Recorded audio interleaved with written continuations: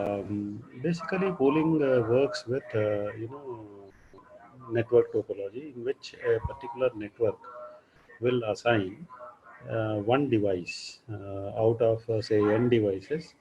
It will be designated as a primary station, and the other devices are called secondary stations. So out of n stations, I will take one station as primary station, remaining n minus 1 stations as secondary station. And all the data exchanges must be done through primary device. You got the idea? And ultimate destination will be a secondary device. This is what is there. So, primary device basically will have control over the complete link, that is the channel or the medium. And it is basically primary device which will, what I meant to say, decide which device it wants to send the data or which device it wants to receive the data. So basically, primary device will be a initiator of the session. Now, this method of is sending data to some secondary device, or what I'm say receiving data from a what I'm going to say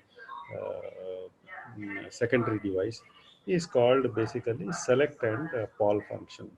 But the basic drawback of this system, polling system, is if any primary system fails, then whole system goes down. This is what is the big problem. Now, let us understand what is the select mechanism. In this select mechanism, we have a scenario that assuming that there a set of three devices, say A, B, and C, and our C has been chosen, assuming that by the network, this particular C has been chosen as a primary device. Now, this primary wants to send data to device B. So here, C wants to send data to what I meant to say uh, B. So that means primary device has selected station B for sending the data. For that, it will select. It will send a select. What I meant to say. Um, this thing to signal to B. B then responds with acknowledgement, assuming that B wants to receive the data from primary. Of course, B has an option to deny the permission also. So the moment it receives a select signal from primary station, it acknowledges. The moment acknowledgement is received by the primary station, it now sends the data. You got the idea? Once the data is received from primary, uh, the secondary station B sends an acknowledgement. So this completes the procedure of data transfer from the primary station to a chosen secondary station. Here, primary had selected station as B.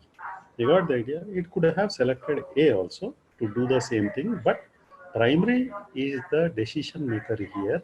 Which other secondary station it wants to send data, so it has chosen B over A. Right? It could have chosen what I'm saying D. It could have chosen E if those stations were there. If those stations were there. Now let us see the poll mechanism. Now, in this poll mechanism, basically it is used for receiving a data from a secondary station. So that means a primary station now is ready to receive data from any of the secondary stations. So again, in this scenario, there is one primary station and two secondary stations. So in this case, what primary will do, it will send a poll signal to A, all the stations that are there, n minus stations, n minus 1 station. So Paul to A. But A, assuming that A does not have any data to be sent to primary, so it responds, A responds with a negative acknowledgement. Okay, so this negative acknowledgement goes over here, right? And then primary will now, what I meant to say, send a call to B, station B. Now, assuming that station B wants to send data to what I meant to say, primary station. So it responds with data. Simply, it sends the data. Once the data is sent, primary sends acknowledgement to B that it has received the data. So this completes the whole procedure. This completes the whole procedure, right? This is how the mechanism works. Select mechanism and call mechanism work. So we should always know that this particular what I meant to say, primary station, whenever it wants to send data to a secondary station, it will select that particular secondary station, and if the secondary station responds with acknowledgement stating that it is ready to receive the data, the primary station transfers the data and waits for acknowledgement. The moment acknowledgement is received from the secondary station, chosen secondary station, the process is complete of data transfer. That means primary station transferring data to a secondary station. Now, in this mechanism, Paul mechanism, wherein this primary station will call to every secondary station one by one, stating that whether they have any data to be sent to primary.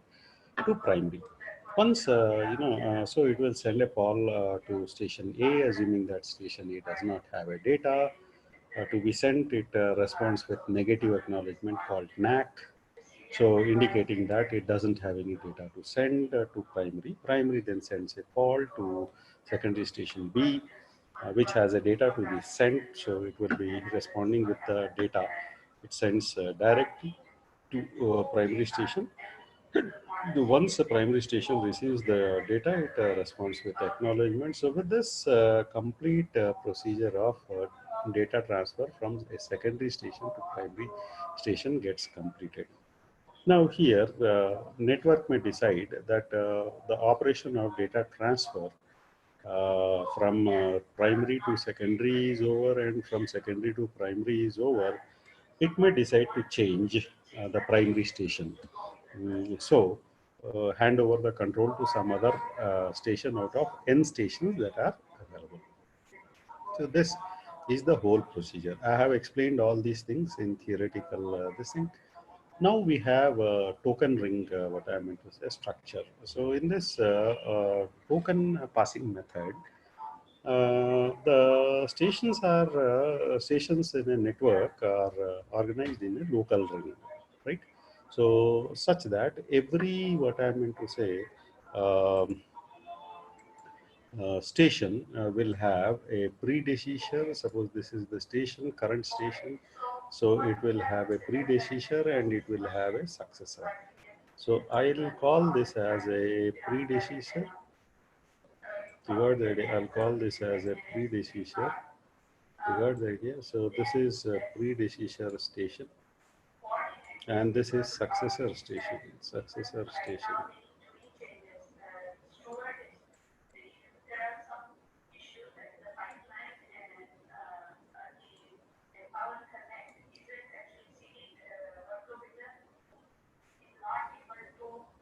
Successor station, and this is the current station. This is the current station.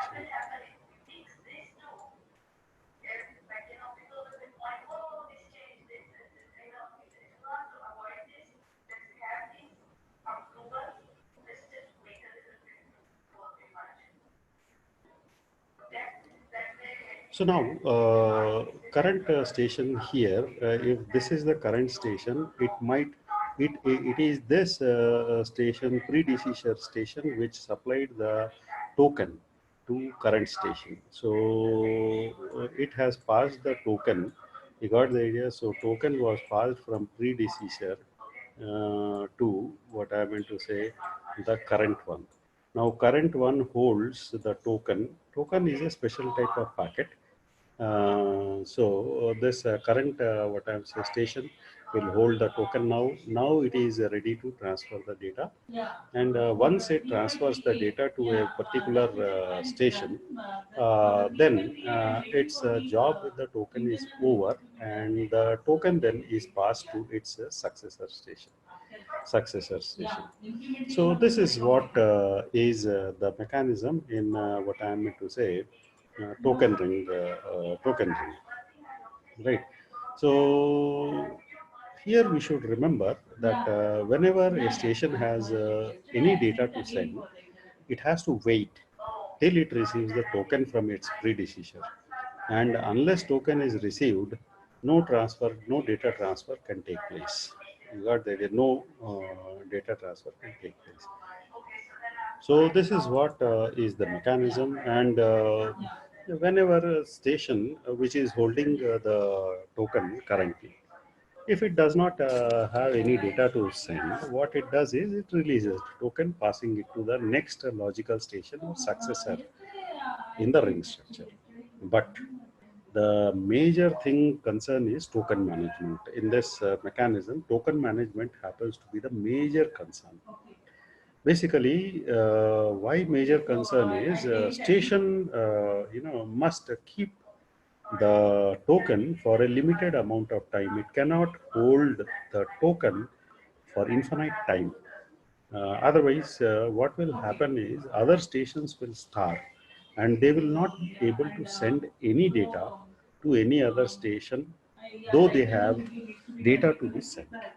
And scenario is if the current station which is holding the token, if it fails, so in that case the token will disappear from the network. This is the biggest issue.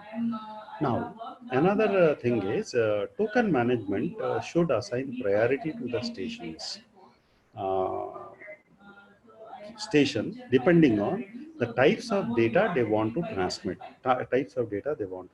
So this is another job of token management, that assign priority to the stations based on the data that is they are likely to transmit, right? And token management, what it should do is a low priority station should release the token for high priority stations. They cannot hold the token this thing, so they just release the token for high priority stations. So token passing network basically do not have physically connected ring, and ring can be a logical one. So here this is the physical ring, so it is connected in this direction. So network, assuming that gives the token to station 1. So for station 1, this becomes, station 1 has received the token. Once it transmits the data, it will, transfer the token to station 2. For station 2, station 1 is the predecessor, and for station 2, station 4 is the successor. So current station 2 is the current node which is holding the data, which is holding the token. Now, once it transmits, it has done with the transfer of the data to a particular station. It releases the token, and that token will go to the successor here. You got the idea? Like this, this chain continues. Now here in this is the dual ring scenario. So in dual ring scenario, I have what I meant to say. A secondary line is there. In dual ring scenario, I'll have what I meant to say, a second auxiliary ring which is in reverse direction compared with the main ring. So the main ring, if it is, this is the main ring, it is operating in this direction, say from 1 to 3 to 4 to 2 and then 1. This is the main. And this is the inner, what I'm saying, ring from 1 to 2 to 4, then 3, then 3 to 1. This is how it is operating. So basically, the secondary ring will be non-operational. You got the idea? Secondary ring will be generally it will be non-operational. Right. So the second ring will work only during emergencies. Emergencies in the sense, assuming that this particular, what I meant to say, station breaks down. This particular station breaks down. In that case, now will the network be shut down completely? No. Now, a temporary, local ring structure is created, like from 1 to 3, 3 to 4, and 4 to 3 back, and 3 to 1 back. Got the idea? Till this is what I am going to say resumed. If this particular station resumes its services, then again the whole ring is coming into account. Now we have a scenario called as bus ring structure, which is same as physical ring. So here, to understand the bus ring, it is nothing but also called as token bus. The stations are connected to a single cable called as a bus. Got the idea? And they make a logical ring. Because each station knows address of its successor, also predecessor for token management purpose. So when any station has finished the sending data, it releases the token, and before what I'm saying, releasing the token, it inserts the address of its successor in the token. So that token will go to the successor station only. You got the idea? So only the station with address matching in the destination address of the token gets the token access. This is what is their bus ring topology. Now, in another star ring topology, so star ring was this particular scenario in which there will be a central hub to which all the stations are connected. One line for sending the data, and one for receiving the data or the token, receiving the data or token. So here in what I'm saying, star ring topology, basically hub is the main, what I meant to say, plays a main role. Hub plays a main role for what I meant to say, transfer of the data in the ring. And the wiring inside the hub makes the ring. That is, stations are connected to this ring through two wires. You got the two wires, as we have seen in the diagram. And because it is a hub based, what I mean to say, scenario or technology, the network is less prone to failure, because if a link goes down, it will be bypassed by the hub, and remaining stations can continue to operate. This is what happens. Got the idea? Also, it is very easy to remove stations from the ring or add stations whenever I want. So this is what is the ring topology. So thank you. Now we have something called as channelization, right? So in channelization, what is happening? All these methods, what we have discussed so far, had some kind of pitfall. Pitfall means some kind of drawbacks. You got the idea? So basically, channelization is a multiple access method. You got the idea? So where the whole bandwidth which is available, for a link, whatever bandwidth is available, that is shared through what I'm saying, frequency division multiple access, or time division multiple access, or through code division multiple access. So today we shall see.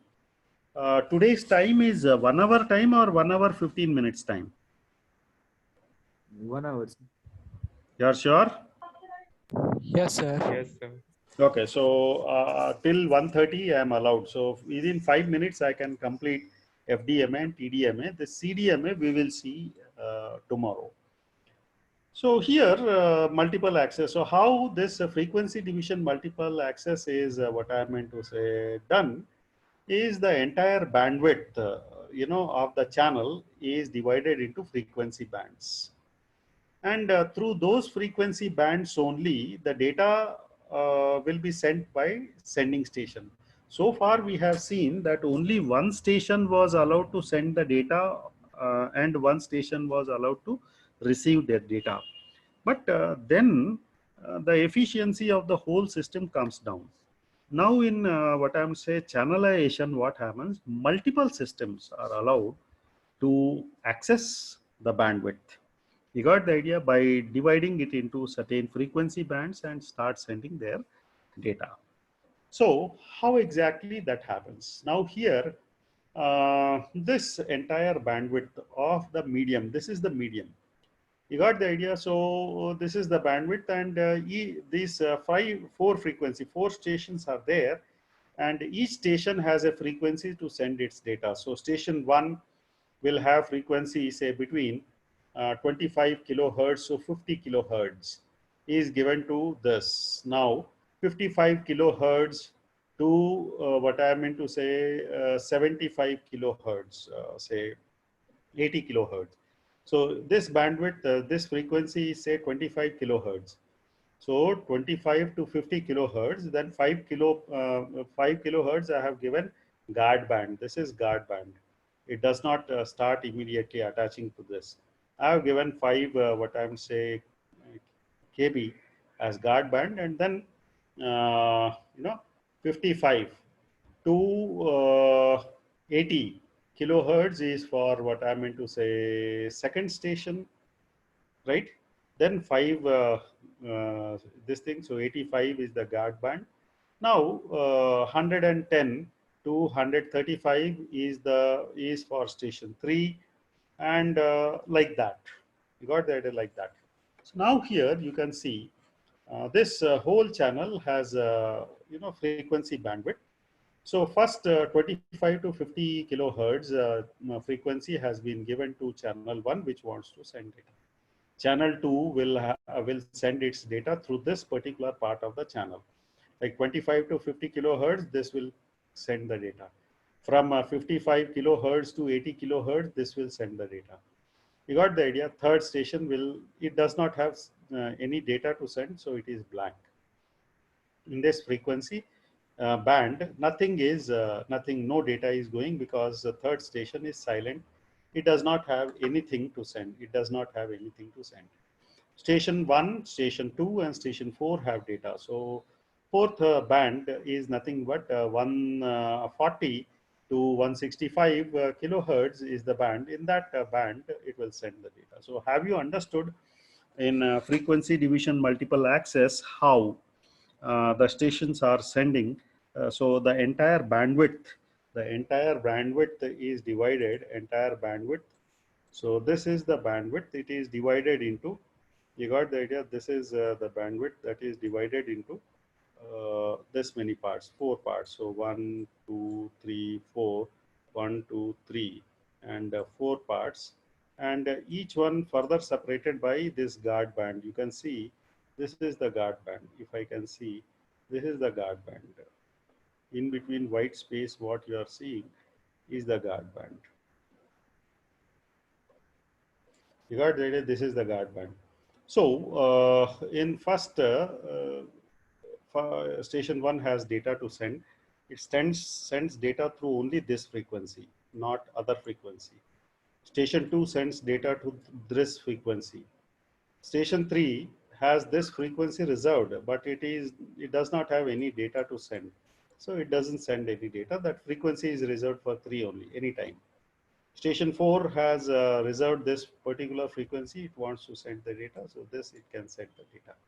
This is what is there. So this is allowing multiple stations to send data at the same time. You got the idea? And there is no channel contention. I mean to say no collision is happening, because individual path has been given or road has been given for every what I mean to say station to send its data. Okay. Now this is what is explanation of FDMA, frequency division. Now time division multiple access. Time division multiple access, it is nothing but the whole this thing, frequency is single frequency only. We don't have different frequencies now. Here the time is divided into slots. So station 1 is given slot 0. So suppose this is 4 stations are there which want to send the data. So first slot of 250 milliseconds, say 1 second is divided into 4 stations equally. So each station gets 250 milliseconds to send the data. If 5 stations are there, 1 second is divided into 5 parts. Every station will get, you got the idea, 200 milliseconds of time slot to send the data. Frequency remains constant. You got the idea? So first 250 milliseconds, station 1 sends the data. Next 251 to 500 milliseconds, station 2 sends the data. Then 501 to 750 milliseconds, station 3 does not have any data to send. You got the idea? So it is silent. It is not sending any data. Then 751 to 1000 millisecond, fourth station is ready to send the data. So the frequency doesn't change, frequency band remains same, but each what I meant to say, station, sending station is given a time slot of total 1 second. So if 10 stations are there, 1 second will be divided into 10 parts. That is 100 millisecond is given to each station to send the data. If the station does not have what I meant to say, any data to send in its own time slot, that time slot remains free. But this is how data. So have you understood, FDMA, CDMA, channelization, CSMA, CA, token ring, what I mean to say, concept, poll and select concept? Have you understood, everyone? So yes, sir. Yes. So I'll stop Yes. here. I'll stop here. Okay. I'll stop here. What happened? How this thing has come? I'm not very sure. Somebody has annotated something. Okay. I should.